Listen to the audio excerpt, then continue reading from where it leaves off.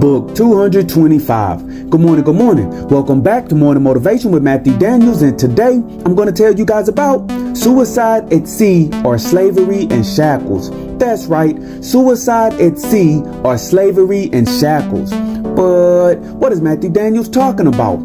A long time ago, it was entrusted unto me several thousands of years worth of oral history and mythological stories. These tales have been passed down from mouth to ear, and I was charged with the duty of preserving them and passing them along as well. However, I have decided to not only tell these tales orally to those who will come after me, but I have determined it prudent to also write this history down as a means of preserving it in the event oral history one day fails. As a member of what we now call the African American race, I am indeed a descendant of the race once called Negroes, and I have traced a portion of my lineage directly back to the land called Africa. I have even been blessed to hear the tales of how my ancestors were captured, and so I am in a unique position to see things more clearly than others. I was told that some of my ancestors used to inhabit the lands that we today call Nigeria, and their village was small and peaceful. In this village, they served God by honoring nature, and they taught that the Spirit of God lived in all things. Even the dirt and the rocks had the essence of the divine within them, otherwise they would not be able to exist. Everyone in this village saw each other as family, and they had over them a chief whose word was law, and a holy man who interpreted all omens from God. In this tribe, they put marks upon their bodies once they became adults, and everyone helped everyone else to survive. One day, this village of my ancestors was raided by another African tribe who came from the southeast as quick as the wind.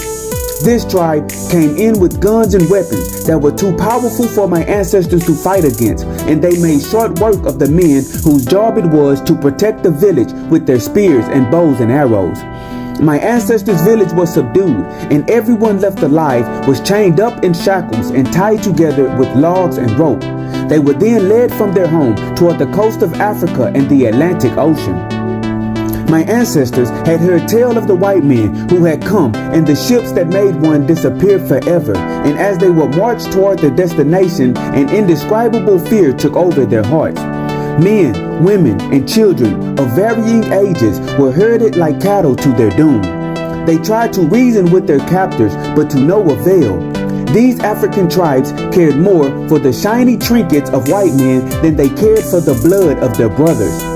Reaching the coast, my ancestors saw the ships from the horror stories, and whispers spread amongst the captives that they were running out of time to escape, and they quickly developed a plan.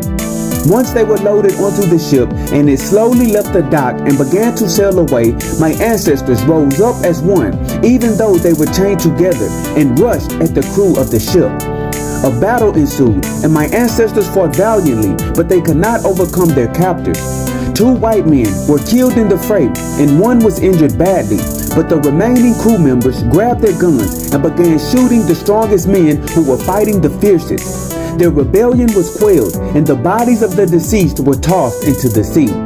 Those who remained alive were beaten and placed in more chains and threatened with death as well.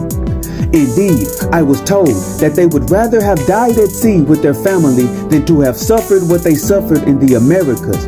But in truth, had they all been killed, I would not be here to relate to you all their story. And so, the morning motivation of today is suicide at sea or slavery and shackles. Life can be hard and unfair, and sometimes we can go through horrendous injustices at the hands of others. And often we are called upon to endure travesties against humanity itself. But if we can find the strength to survive our trials, we can pave the way for those who will come after us. I honor those who both survived and died, because without them, there would be no me. So today, endure for the sake of tomorrow, and always strive to do that which is good. And remember, you are awesome, you are amazing, you are wonderful, and you are great. And you are going to change the world. I just hope I'm still alive to see it, family. I'm out. Good morning.